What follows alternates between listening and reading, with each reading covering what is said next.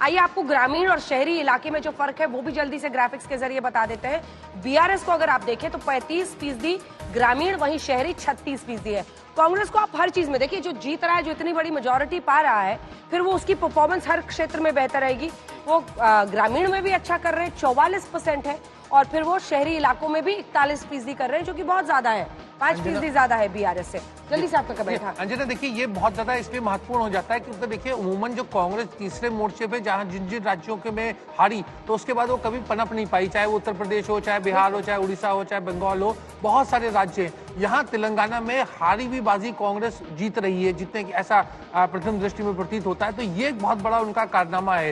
यहाँ देखिए आप मतलब रूरल, अर्बन, महिला, पुरुष, ओबीसी, तमाम समुदाय के उसको वोट मिल रहे हैं। तो ये कांग्रेस की बड़ी मजबूती दिखाता है। मुझे लगता है इस चुनाव में अगर प्रदीप जी की बात सही हुई 3 दिसंबर को, तो सबसे बड़ी खबर होगी, सबसे बड़ा जो अपसेट होगा वो यही होगा जो आप कह रही थी केसीआर ने सब कुछ किया, लेकिन फिर वो एक उर्दू का शेर है कि उल्टी हो गई सब तदबीरें, कुछ ना दवा ने काम किया।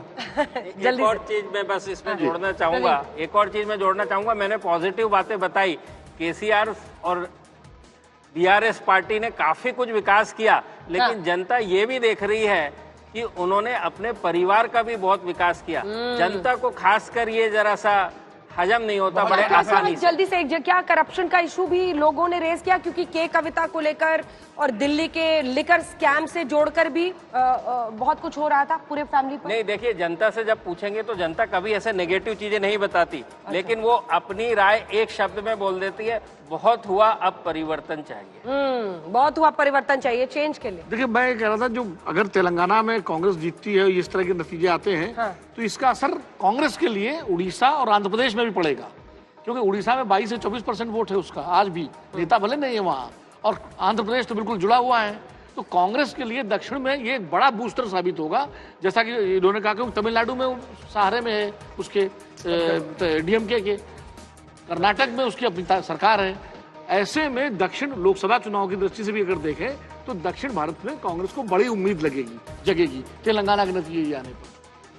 चलिए, एक बड़ी खबर इस वक्त आ रही है, अपने दर्शकों को जल्दी से बता दें, क्योंकि मिजोरम के नतीजे 3 दिसंबर को आप नहीं जान पाएंगे, 4 दिसंबर तक इंतजार करना होगा। ये बड़ी खबर इस वक्त की हम आपको बता रहे हैं। मिजोरम में 4 दिसंबर को मतगणना होगी और उसी दिन, जबकि बाकी के 4 राज्यों में 3 दिसंबर को ही नतीजे सामने आएंगे। लेकिन बड़ी खबर, 3 की जगह 4 दिसंबर को मिजोरम में काउंटिंग की जाएगी। इसके पीछे क्या वजह है, जैसे ही जानकारी उस पर मिलती है हम जरूर दिखाएंगे। लेकिन अब जल्दी से आपको जो बड़ी बातें हैं वो बता देते हैं कि आखिर ये जो सर्वे के नतीजे आए हैं, जिसमें कांग्रेस पार्टी इतनी अलग मार्जिन से स्टीप प्राइस के साथ सरकार बनाती हुई तेलंगाना में दिख रही है, तो उसके पीछे की वजह क्या समझ में आती है। जो बड़ी वजह है उसकी जीत और तेलंगाना में केसीआर की हार की जबरदस्त सत्ता विरोधी लहर। याद रखिए, चाहे वो मध्य प्रदेश हो, राजस्थान हो, छत्तीसगढ़ हो, जो सत्ता में है उसी की सरकार दोबारा बनती हुई दिखाई दे रही है। यानी सत्ता विरोधी लहर नहीं दिखी, एंटी इनकम्बेंसी फैक्टर नहीं दिखा, लेकिन तेलंगाना पहुंचते पहुंचते केसीआर के खिलाफ जब वो हैट्रिक मारने की फिराक में इस बार भी चुनावी मैदान में उतरे, तो जनता ने सत्ता विरोधी गुस्सा दिखाया है।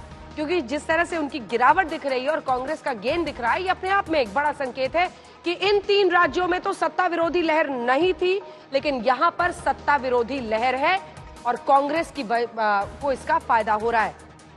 अगली जो बड़ी बात दिखाई देती है, ग्रामीण वोटर्स का कांग्रेस पर भरोसा है।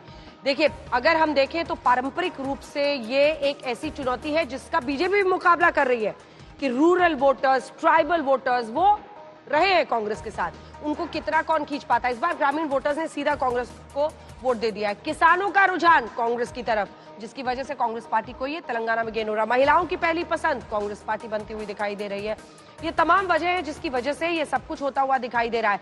क्यों भरोसा करें आपके एग्जिट पोल पे? देखिए, एक्सिस माई इंडिया की टीम का भरोसा इसलिए भी किया जा सकता है, एक तो ट्रैक रिकॉर्ड जो कहता है 64 इलेक्शन 10 सालों में 60 हूबहू साबित हुए, सही साबित हुए हैं, स्पॉट ऑन साबित हुए हैं। और हमारी जो एक्सिस माई इंडिया की टीम है वो 1 या 2 कंसिस्टेंसी नहीं, पूरी की पूरी 119 कंसिस्टेंसी के कम से कम 10 गांवों में जाती है, कम से कम 10 गांवों और शहर में जाती है। इसके चलते मैं कह सकता हूं कि इस बार भी इस एग्जिट पोल पे विश्वास किया जा सकता है और नतीजे के बाद आप ये पाएंगे कि हम कहां पर हैं।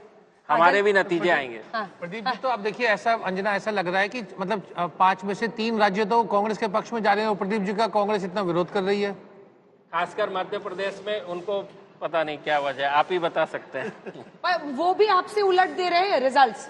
यहाँ पर आपके सामने आके आपके हक में बात कर रहे हैं, पर पीछे से कह रहे हैं कि नहीं, मध्य प्रदेश में कांग्रेस जीतेगी और राजस्थान में बीजेपी जीतेगी। तो आपके उलट वो रिजल्ट दे रहे हैं। कहीं भी कोई भी जीत सकता है, बट उसका एग्जिट पोल और उससे पर्सनल दुश्मनी निकालने का क्या मतलब है? बिल्कुल नहीं होना चाहिए। और अगर ऐसा करता है, अब देखिए, अब राजनीतिक पार्टियां किस वेवलेंथ पे कहां निकल गई हैं, उस पर टिप्पणी करना बहुत मुश्किल है। लेकिन एक बार फिर से दिखाइए सांसद नासिर हुसैन साहब को, और हमारे साथ जुड़ रहे हैं वारिस पठान भी, क्योंकि वारिस पठान को जवाब देना था इनकी बातों का। कोशिश होगी कि उनसे भी जवाब ले। नासिर साहब, बड़ी बड़ी बातें, देखिए यहाँ पर तो सब आप लोग के लिए गुड गुड ही नजर आ रहा है। देखिए, एग्जिट पोल्स का तो ऐसे बहुत सीरियसली हम लेते नहीं हैं, लेकिन ये भी हम कह सकते हैं जो कई बार जो हम एग्जिट पोल्स ठीक भी आए हैं, कई बार एग्जिट पोल्स के खिलाफ जो नतीजे आ गए हैं, विरुद्ध नतीजे आए हैं। लेकिन हमारा जो इन हाउस असेसमेंट है, जो हमारा इन हाउस फीडबैक है, उसके हिसाब से हमको लगता है कि हम लोग छत्तीसगढ़ और तेलंगाना काफी क्लियरली जीतेंगे। राजस्थान और मध्य प्रदेश में जो है थोड़ा नेक टू नेक फाइट रहेगी, लेकिन दोनों जगह वो राजस्थान और मध्य प्रदेश में भी हमारी सरकार बनने जा रही है। थोड़ा टाइट रहेगा, लेकिन सरकार हमारी बनेगी। बहुत आसानी से तेलंगाना और छत्तीसगढ़ में हम सरकारें बनेंगे। देखिए, कई चीजें इसमें हैं।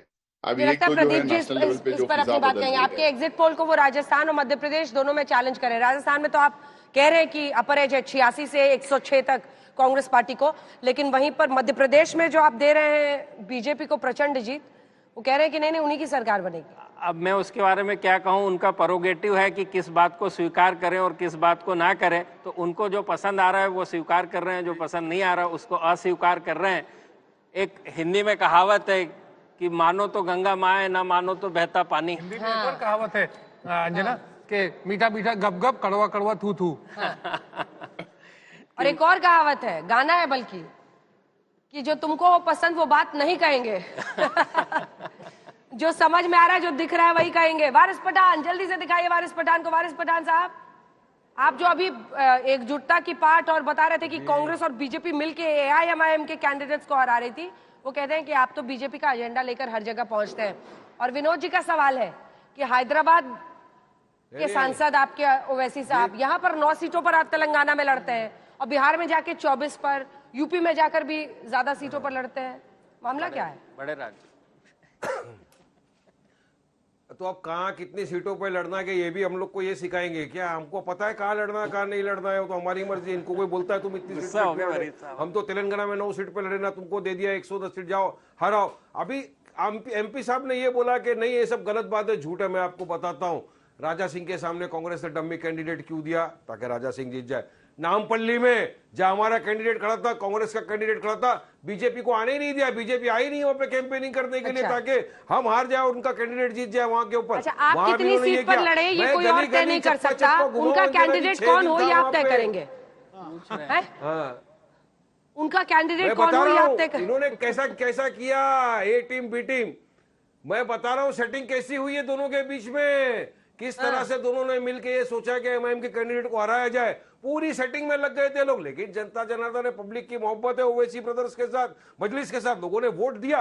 कल इन लोगों के आदमी गया कैंडिडेट वहां के ऊपर, बूथ के ऊपर धांधली कर दिए, दादागिरी कर दिए। हमारे कैंडिडेट को उठा के 1 घंटे के लिए अंदर डाल दिया गया वहां पर। क्यों भाई, ऐसा क्यों किया आपने? ताकि वहां पे पोलिंग नहीं हो। जहां पे पोलिंग करवाना था वहां पे अपने पोलिंग के लिए कम कर रहा है। हम तो एक्शन भी ले रहे हैं, केस भी फाइल हुआ है। ये हर चीज इन लोगों ने किया ताकि किसी भी तरह MIM को ये पीछे रख सके। मगर आपको पता है अंजना जी, 7 सीट पे हम जीत रहे हैं। लिख लो आप, मेजोरिटी के साथ, कितना भी लोग धांधल कर लिए। और 2 पे भी मैं बोल रहा हूँ टफ फाइट है, पीछे नहीं हटे। अभी भी जब खुलेगा डब्बा तब मालूम पड़ेगा। और KCR बनने वाले तो ज्यादा पे क्यों नहीं लड़े? ओवैसी साहब पूरे देश में दहाड़ते हैं भाई, हमको बोलने से। अरे बाबा, सवाल तो हम लोग पूछेंगे ना कि खाली हाँ में हाँ मिलाते रहे। सवाल तो ये है ना कि आप यहाँ पे 9 में क्यों लड़ते हैं? अगर इतना ही उनका प्रबल असर है और इतने जोरदार वो है, सरकार तो ज्यादा सीटों पे लड़िए, सरकार बनाने की सोचिए। किसी केसीआर या किसी की पिछलग्गू बनने की क्या जरूरत है? नहीं, कोई जरूरत। केसीआर ने इतना अच्छा काम किया, इतना डेवलपमेंट का काम किया 10 साल के अंदर, तो हम तो ये बोले थे ना कि जहां पर हमारे कैंडिडेट नहीं है वहां केसीआर के उम्मीदवार को जिताओ। अरे देखो बंजा नहीं 9 पे लड़ना कि 119 पे लड़ना।